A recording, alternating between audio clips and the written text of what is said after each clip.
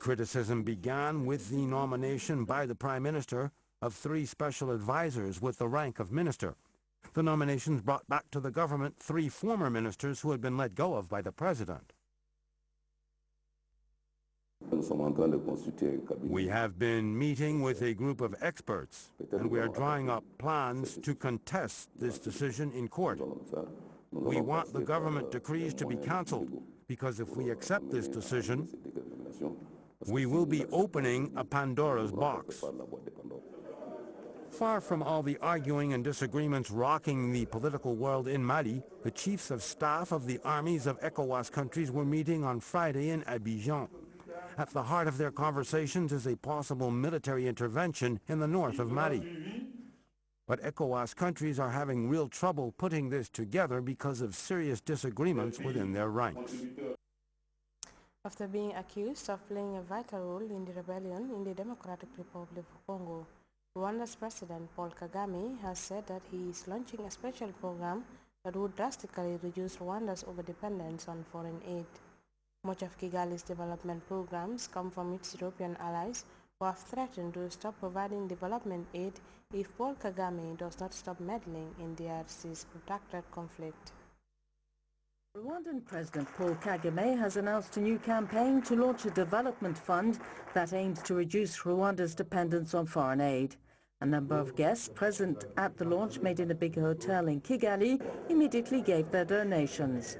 Individuals, civil society, businesses and Rwandans living abroad all being called on to donate to the new fund.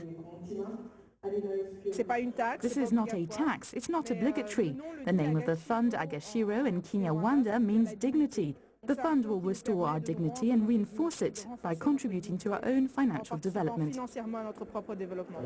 Kigali denies any link between the new fund and the decision by a number of Western countries to cut aid. Rwanda is accused of supporting rebels fighting in the east of DR Congo. Germany, the Netherlands and the United States have cut some or all of their aid to Rwanda. According to the president, the whole world is hostile to Rwanda. When someone has been tracking you down for some time and you find yourself with your back to the wall, you do everything you can to defend yourself. We must reinforce our own capacities so that we are not caught out, so we can protect ourselves. Reactions from the public in the streets of Kigali are positive. I'm fully supporting this idea, and actually I wish it could have come before. We will all make a contribution. We will all do what we can to make sure this fund works, that it is operational. The Rwandan authorities have not announced any fixed amount they hope to collect. According to the government, all donations will be used to finance the national budget devoted to economic development and to fight poverty.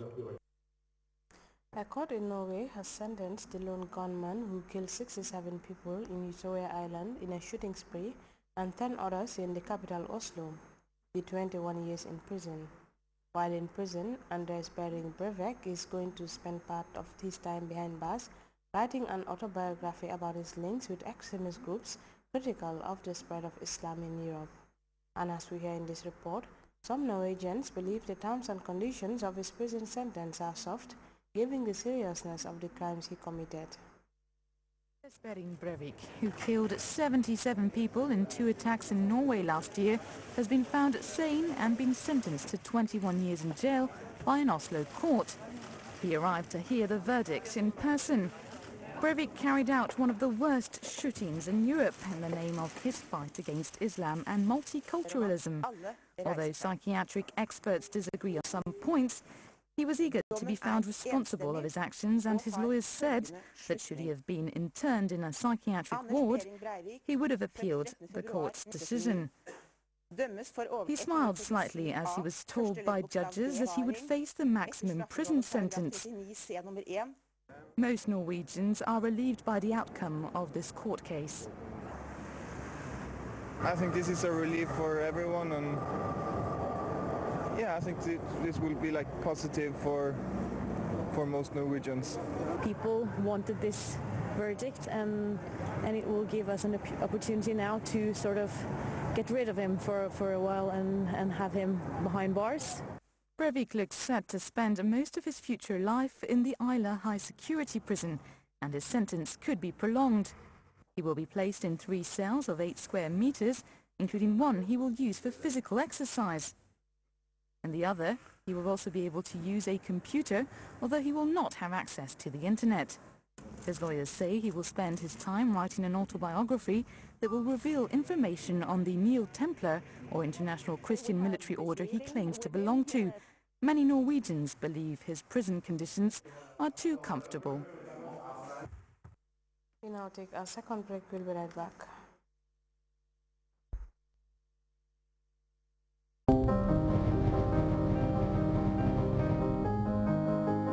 Every young person has a dream to build a career path, a dream to be successful.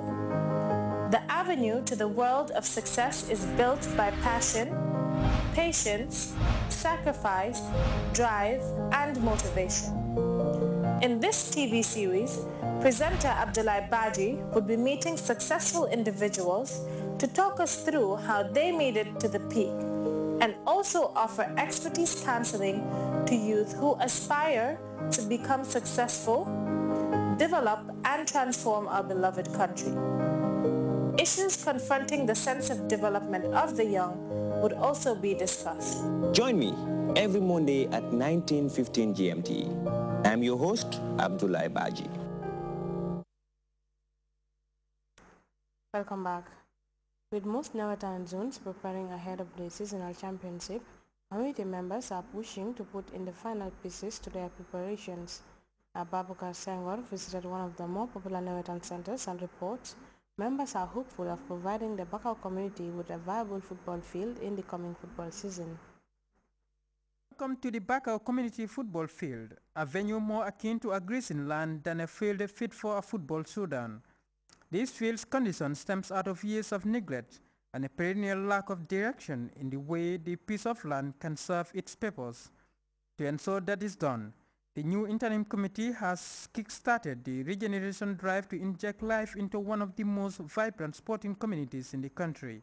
It is an adventure that looks on the surface mightily impossible with the current state of the field, but members of the Bakau Youth and Sports Committee are confident things can change for the better.